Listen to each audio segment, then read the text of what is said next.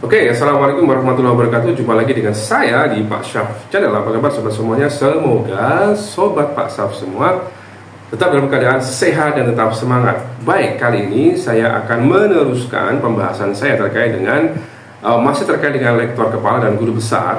Kali ini saya akan menjelaskan atau mereview bagaimana cara pengajuan dokumen apa saja yang diperlukan ketika kita mengajukan lektor kepala dan guru besar atau guru besar ya. Kalau selama ini pengajuan asisten ahli dan lektor kepala, lektor itu biasanya dilayani oleh LLDikti untuk dosen PTS itu. Nah, khusus untuk lektor kepala dan guru besar itu pengajuannya langsung di sister atau di handle oleh operator PAK sister itu yang mengajukan nanti. Jadi beda dengan asisten ahli maupun lektor yang langsung dinilai oleh reviewer tingkat LLDikti ya untuk dosen PTS. Nah, ketika saya buka-buka di Sister Kemdikbud panduannya, ya, karena saya termasuk yang sudah cukup lama di lektor ya, saya lektor terakhir 2019 atau 2020, kemudian saya TB sampai 2025 ini, nah ini baru selesai.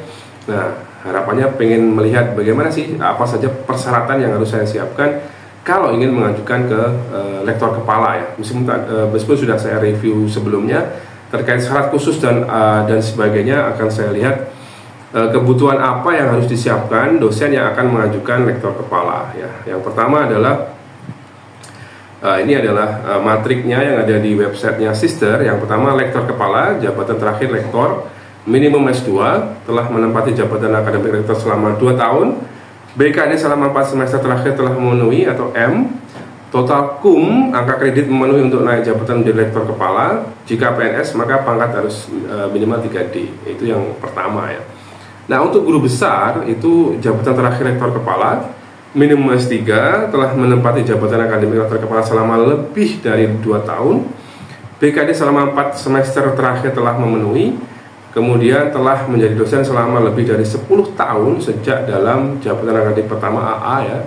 Kalau AA-nya 2022 berarti harus 2022 sampai tambah 10 tahun ya, 2032 baru boleh mengajukan menjadi guru besar untuk syarat satu ini. Yang lainnya ya nanti kita dilihat sendiri ya. Kemudian total KUM memenuhi untuk guru besar. Untuk dosen yang baru lulus S3 maka dapat mengajukan kenaikan ke guru besar setelah lulus S3 lebih dari 3 tahun. Namun jika baru lulus S3 kurang dari 3 tahun dapat mengajukan jika memiliki publikasi jurnal internasional bereputasi setelah selesai doktor. Jadi mungkin nanti ini ya harus dilihat persyaratannya itu. Jika PNS maka golongan minimal 4A, B dan C. Nah, itu syarat-syaratnya ya. Lini masanya itu mungkin setiap tahun adalah sama ya.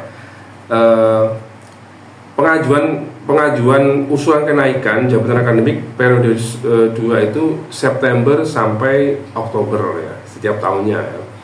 Pengesahannya Oktober sampai Oktober, ini sampai ke pengumuman hasil penilaian itu November, revisinya November sampai Desember, pengumuman hasil penilaian setelah revisi atau hasil penilaian final itu adalah Desember setiap tahunnya ya. Ini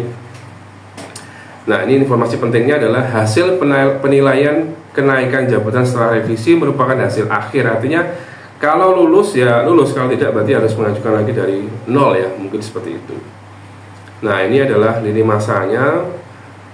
Persiapan ini mulai dari bulan Mei, kemudian pengajuan Juni, penilaian persetujuan kenaikan jabatan akademik oleh pimpinan PT Juli, plotting asesor Juli, penilaian Juli sampai Agustus, hasil penilaian sampai tanda tangan elektronik adalah September. Berarti kalau dihitung Mei, Juni, Agustus, Mei, Juni, Juli, Agustus, September, jadi kurang lebih 6 bulan ya penilaian proses pengajuan itu kalau lancar ya. Artinya kalau revisi pun pasti ada jadwal yang disepakati dan harus segera dilengkapi. Nah, dokumen yang perlu disiapkan adalah ijazah pendidikan terakhir. Ya, untuk lektor kepala ya minimal magister atau setara, bagi GB minimal doktor. Resum disertasi dan tesis, SKP 1 tahun, SKP 2 tahun sebelum tahun ini, kemudian PAK konversi, sudah ada dokumen PAK konversinya, DUPAK ya, dokumen bukti BKD, pernyataan integritas keabsahan karya ilmiah, kemudian validasi karya ilmiah, dokumen korespondensi ya ketika pengajuan jurnal tersebut, editor, penulis, reviewer, dan mulai dari submission sampai accepted atau publish itu bagi teman-teman yang publikasi jangan lupa disimpan ya. Ini contohnya juga sudah ada. Dokumen hasil cek plagiarisme, mungkin hasil Turnitin-nya, ini artikel jurnal, dan dokumen dukung syarat khusus ya, yang sudah disebutkan sebelumnya tadi. Dokumen formasi jabatan akademik dosen, nanti juga sudah ada. Ada pengantar dari pimpinan PT, pertimbangan senat, daftar hadir senat, komite akademik, komite integritas akademik, SK pangkat, SK jabatan, sertifikat pendidik, kemudian fakta integritas jabatan akademik. Jadi administrasinya cukup banyak, tapi administrasi itu bisa dengan mudah kita dapatkan. Yang cukup menantang adalah publikasinya ya. Nah, seperti itu.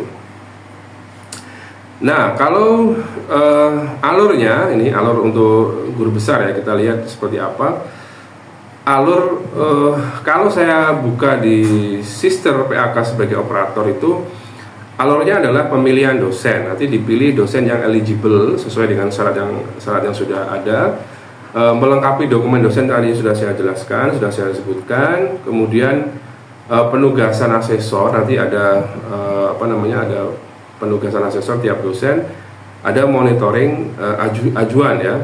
Jadi untuk lengkapnya nanti operator PAK bisa menjelaskan langkah-langkahnya apa saja ya. Jadi ketika kita pada menu pilih dosen, ketika kita filter dengan dosen misalnya non PNS, kemudian untuk apa lektor kepala atau guru besar kita filter.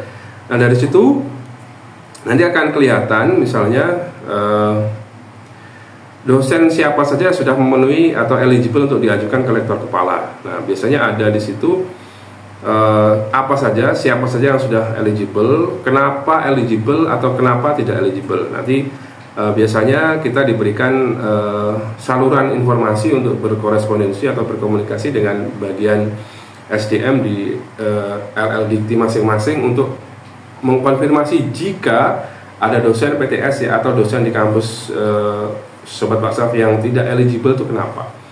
Contohnya saya sendiri, ketika saya buka coba pengajuan ke ini ya, saya buka di pengajuan ke LK, ternyata saya tidak eligible ya. Setelah saya cek lagi, saya sempat berkomunikasi dengan pihak pihak LDikti, silahkan berkomunikasi dengan bagian SDM. Nah, tapi sebelum itu saya cek sendiri, ternyata di sister saya itu ada satu BKD yang belum memenuhi ya. Mungkin saya dulu lupa atau kelewatan untuk tidak mengisi BKD. Karena dulu sempat ada selentingan bahwa yang tugas belajar tidak perlu mengisi BKD atau BKD-nya langsung ke asesor sendiri. Ternyata setelah saya cek, kemungkinan itu adalah kesalahan saya sendiri karena tidak mengisi BKD ya, di satu semester yang selama rentang saya tugas belajar ya. Artinya ya setelah saya cek sendiri ternyata itu. Nah, kita lihat di sini di daftar eligibilitasnya ini ada daftar eligible dosen, itu ada syaratnya jelas sekali ya. Kita bisa memasukkan ini daftar eligible ini saya cek ya.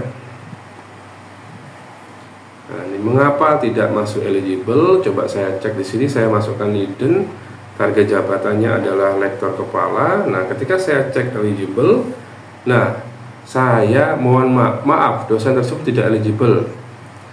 Nah, ini padahal semuanya tidak ada yang mendapatkan catatan ya. Ini juga syarat BKD memenuhi ya. Jadi mungkin ini ada satu yang atau dua BKD yang harus saya tuntaskan ya. Kan tadi kan 2 tahun atau 4 semester terakhir ya. Nah, mungkin itu adalah penyebab kenapa saya tidak tidak memenuhi atau tidak eligible. Tapi tidak masalah, karena saya baru lulus S3 dan juga belum dapatkan ijazah, jadi kesempatan nanti masih cukup panjang ya untuk memenuhi beberapa kriteria ya. Tadi kan sudah saya jelaskan kriteria untuk lektor kepala memiliki gelar S2, menjabat sebagai lektor minimal 2 tahun. Kriteria umum sudah lulus Serdos, memiliki NUPTK, aktif, status keaktifannya aktif, kemudian memiliki ikatan kerja sebagai dosen tetap, bukan merupakan P3K, usia maksimal 64 tahun, telah melakukan verifikasi NIK Dukcapil dan telah melakukan verifikasi status dosen. Artinya kemungkinan itu ya. Kalau prediksi saya sih itu, prediksi saya BKD-nya sebenarnya saya sudah mengisi tapi mungkin tidak melaporkan. Nah, itu yang mungkin menjadi kendala kenapa saya tidak eligible. Jadi bagi teman-teman yang sedang TB atau setelah TB, mohon dicek lagi status BKD-nya. Jangan-jangan seperti saya yang lupa untuk tidak melaporkan, padahal aktif ya. Maksudnya ya, kalau yang TB kan BKD-nya hanya di pendidikan ya, yang melaporkan perkembangan studinya, kan penelitian, pengambilan boleh, karena TIB tidak melapor ya. Jadi itu yang bisa saya sampaikan, bagaimana mekanisme pengajuan lektor kepala guru besar di Sister, kemudian dokumen apa saja yang harus disiapkan, dan kemudian mengapa Anda eligible dan mengapa tidak eligible ya. Khususnya adalah kasus saya sendiri, bisa menjadi pertimbangan teman-teman yang sedang TB untuk jangan lupa melaporkan BKD meskipun hanya laporan perkembangan studi saja. Biasanya laporan perkembangan studi ya hanya IPK semester itu, kemudian lampirannya adalah transkrip nilai sementara. Sangat simpel, dan mungkin saya sudah mengisi tapi saya lupa tidak melapor ke asesor. Jangan ditiru ya. Belajar dari kesalahan tapi tetap semangat ya. Artinya bagi teman-teman yang TB, yang jelas harus lulus tepat waktu. Setelah selesai baru nanti kita urus karir kita. Terima kasih untuk kesempatan kali ini. Sudah thanks for watching Pak Sarf Channel tentang mekanisme pengajuan LK dan GB di Sister. Kemudian apa saja dokumen yang harus disiapkan untuk pengajuan itu, kemudian syarat eligible-nya, karena tidak semua dosen pastinya eligible meskipun sudah memenuhi beberapa poin ya. Ada satu poin yang tidak dipenuhi menjadikan Anda tidak eligible. Waspada. Thanks for watching. Jangan lupa like, comment, share, dan subscribe Pak Sarf Channel sebanyak-banyaknya. Jangan lupa terus mendukung channel saya supaya saya bisa menghasilkan karya-karya yang bermanfaat. Assalamualaikum warahmatullahi wabarakatuh.